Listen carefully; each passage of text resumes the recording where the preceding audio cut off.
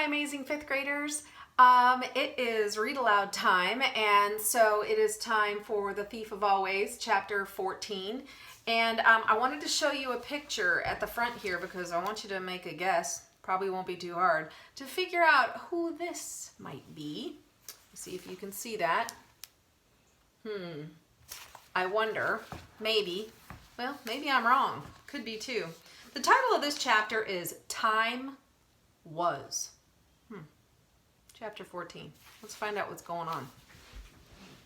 It took the boys an hour to reach the center of town, and there, given that their houses lay in opposite directions, they parted company. They exchanged addresses before they did so, promising to contact each other in a day or two so that they could each support each other's account of the holiday house. It would be difficult to make people believe all that had happened to them, but perhaps they'd have a better chance if two voices told the same story. I know what you did back there, Wendell said just before they parted. You saved my life. You would have done the same thing for me, Harvey said. Wendell looked doubtfully. I might have wanted to, he said, somewhat abashed, but I've never been very brave. We escaped together, Harvey said. I couldn't have done it without you. Really? Really? Wendell brightened at this. Yeah, he said, I guess that's right. Well, be seeing ya. And with that, they parted their ways. It was still several hours before daybreak, and the streets were virtually deserted. So for Harvey, it was a long, lonely trudge home. He was tired and a little saddened by his farewell to Wendell, but he thought of the welcome he'd get when he reached his own doorstep, putting a spring into his heels. Several times he wondered if he'd gone astray because the streets he passed through were unfamiliar. One neighborhood was extremely fancy, the houses and the cars parked outside them slicker than anything his eyes had ever set on. Another was a virtual wasteland, the houses half rubble, the streets strewn with garbage, and his sense of direction served him well. As the east began to pale, and the birds in the street started their twitterings, he rounded the corner of his street. His weary legs broke into a full, joyful dash and brought him to the step, panting for breath and ready to fall into his parents' arms. He knocked on the door. There was no sound. There was no sound from the house at first, which didn't surprise him given the hour. He knocked again and again. Finally, a light was turned on and he heard somebody coming to the door. Who is it? Said his father from behind the closed door. Do you know what time it is? It's me, said Harvey. Then came the sound of bolts being drawn aside and the door was opened a crack. Who's me? Said the man, peering out at him.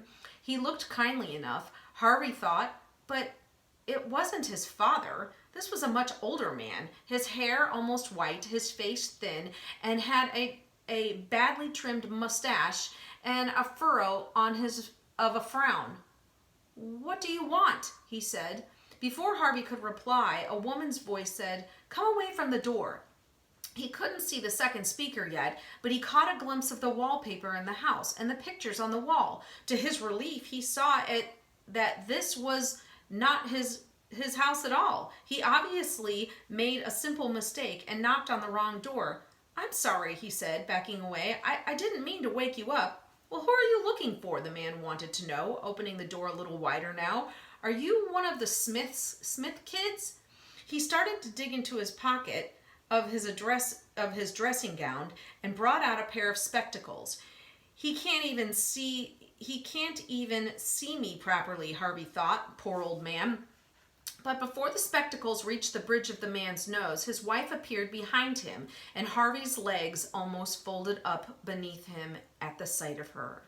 She was old, this woman, her hair almost colorless as her husband's, and her face even more lined with sorrowful.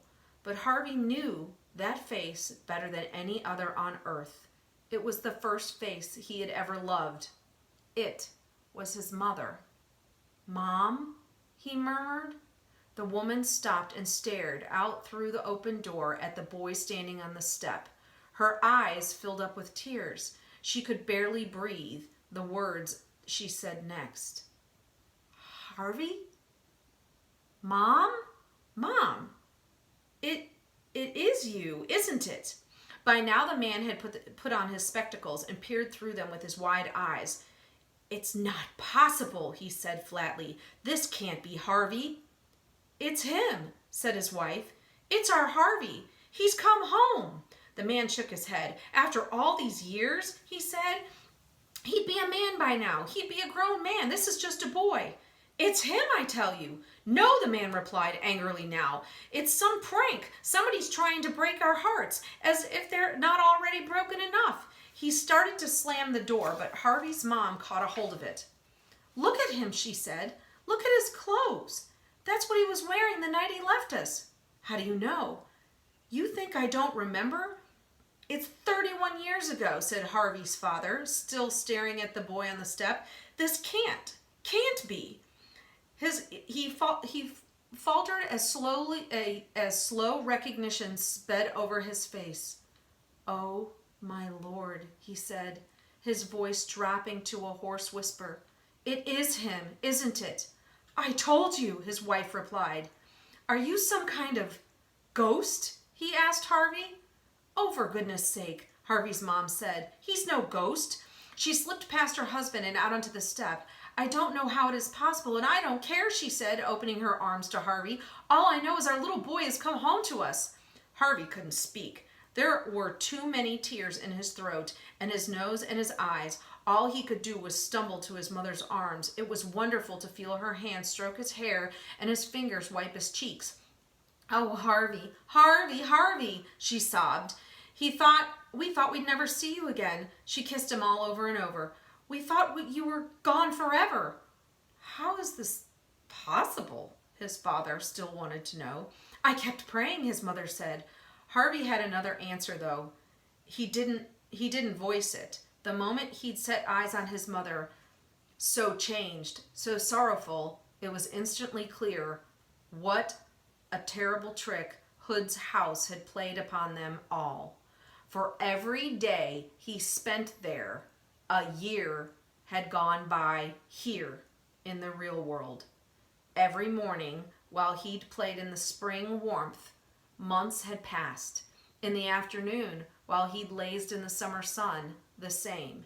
And those haunted twilights, which had seemed so brief, had been yet another span of months, as had the Christmas nights, full of snow and presents. They'd all slipped by so easily, and though he had only aged a month, his mom and dad had lived in sadness for 31 years, thinking that their little boy was gone forever. That had almost been the case. If he had remained in the House of Illusions, distracted by its pretty pleasures, a whole lifetime would have gone by here in the real world, and his soul would have become Hood's property. He would have joined the fish circling in the lake and circling and circling. He shuddered at the thought. You're cold, sweetie, his mother said. Let's get you inside. He sniffed hard and cleared his tears with the back of his hand. I'm so tired, he said. I'll make a bed for you straight away. No, I want to tell you what happened before I go to sleep, Harvey replied. It's a long, long story. 31 years long. So that guy standing at the door, in my head, I kind of thought it was Mr. Hood.